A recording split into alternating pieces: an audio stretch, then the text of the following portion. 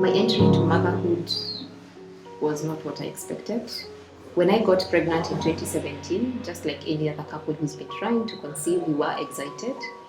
And our first loss was during the first trimester. We had a twin pregnancy. And during one of our antenatal visits, actually it was I think my second ultrasound, we lost one heartbeat and we had a miscarriage. But we ended up carrying the other remainder of the twin up to around 28 weeks. At 28 weeks, I suffered what we call a severe form of preeclampsia, and that is eclampsia. I had a convulsion while in the house and was rushed to hospital. I had a preterm delivery, and then my baby was born at 29 weeks, 5 days. He was 990 grams, and the NICU journey started. Sadly, on 31st of 2017, after being in NICU for 149 days, it was time for us to go home. So just like any other NICU parent, we prepared for our son to come home, made up the nursery for him, and all was set. Giovanni was discharged, but he was not discharged to go home. He went to heaven. He had an aspiration incident while in NICU and passed on. We lost our daughter at 20 weeks of pregnancy. I was 20 weeks pregnant, and I had an infection, and at the time nobody really knew what was the problem. All the doctors could tell me is, we can see your white blood cells are very high, you're fighting an infection, and also of course given mild antibiotics, because when you're pregnant you cannot be given strong antibiotics, and yet nothing was really hitting this infection. We later did discover that it was listeria, which is rare, but it happens, and unfortunately on November 3rd, 2013, my water broke, labor started, and I delivered our daughter, and she was super small. I actually remember, I'm really grateful to my gynecologist, Dr. Jane Wakahe, who allowed us to see her, and she was very small, and she was on a tray, and it's a sight that has never left me, but I'm grateful because I have some form of memory of my child. Was it difficult? Yes.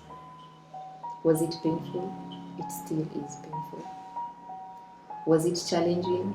Yes. Child loss is like God asks to board a train, but you don't have a destination. You don't know where you're going. Nobody tells you when to alight, and you do not know when the journey will come to a stop. You have to learn to live with it. Grief is different for every single person, and there are so many factors. It could be how we were brought up, whether they've processed other losses and traumas before. It could even throw in gender in there, and the factors, the variables are so many, so you cannot dictate how long someone grieves for. You can't be asking somebody, hey, it's been 2 months, why are you still crying? At that point, people just want you to grieve and cry with them and say, I am terribly sorry for your loss. That's all they need, If you can hug them, if you can hold them, go ahead. It was hard being a doctor. You've always treated patients. You never thought preeclampsia will strike you. You never thought you can wake up in ICU. I woke up in ICU 3 days after my delivery. You never thought you can walk home empty-handed. It was challenging, even going back to practice. I didn't know how to go about my work. But going through a lot of counseling sessions, going for support group sessions, learning how to cope with my loss made me bounce back to work. The psychosocial support that I got, the psychotherapy I got, the counseling sessions I got make me the doctor I am today, despite having lost a child. And when I got pregnant, again, I had a lot of psychosocial support. Many other times I got triggers. Many other times I got scared that maybe I will die in bed. Maybe I will wake up in ICU. But the pre-conception care I got, the antenatal care I got, took me to term. I carried my pregnancy to term. I went up to 38 weeks, had an elective cesarean section, and gave birth to my son Ella Jiru at 3.04 kgs. And right now, he's a 10-month-old boy, a healthy boy. We need to understand these parents, some of them are the first mothers, they have never had a child, they have lost the first child. So they'll be, if they are left on their own, they'll be gripped with fear of any other pregnancy coming. And that's what we had, that they are more apprehensive. Any little change with the second pregnancy, they'll keep coming. So they carry along that fear. So my advocacy is that we need to take it seriously, that mental health, psychological care of these women is of paramount importance, so that we are preparing them, because life has to go on, to be able to deal with this death and be able to move on and carry those other pregnancies without fear, without a lot of turmoil.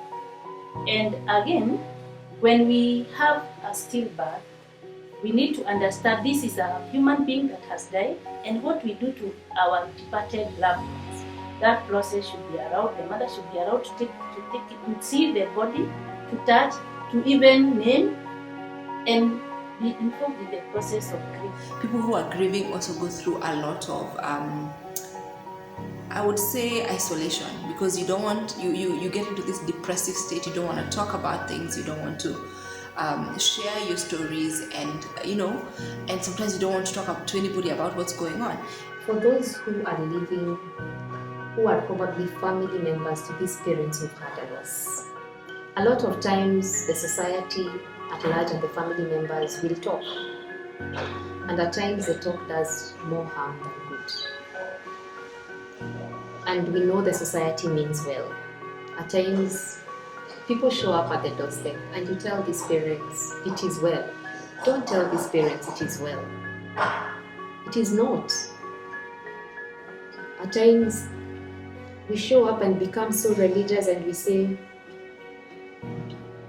Mungu atakupea mwingine, huyo hakuwa wako. Since when are you the one to determine that child was not hers?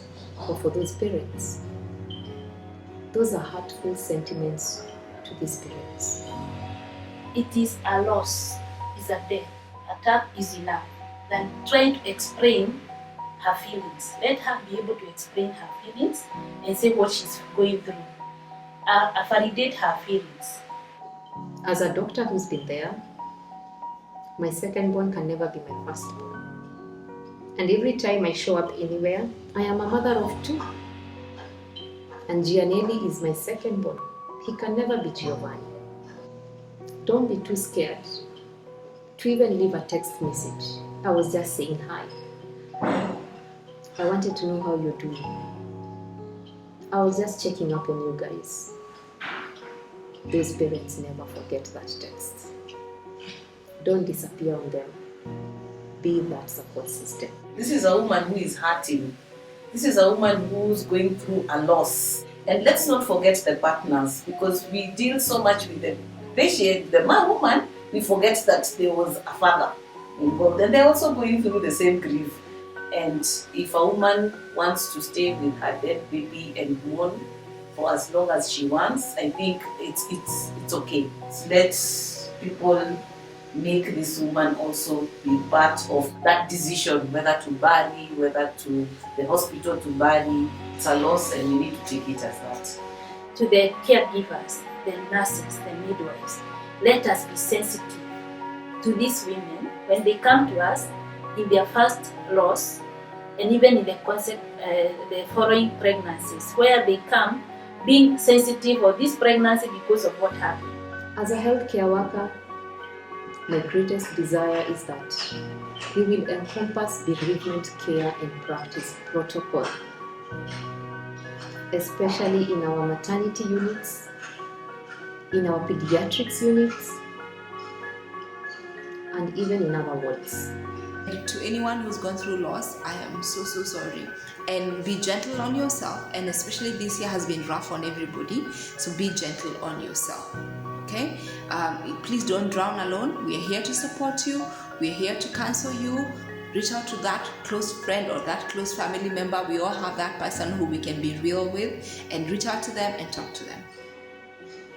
My greatest desire is to see us as healthcare workers being able to walk through and through with these patients.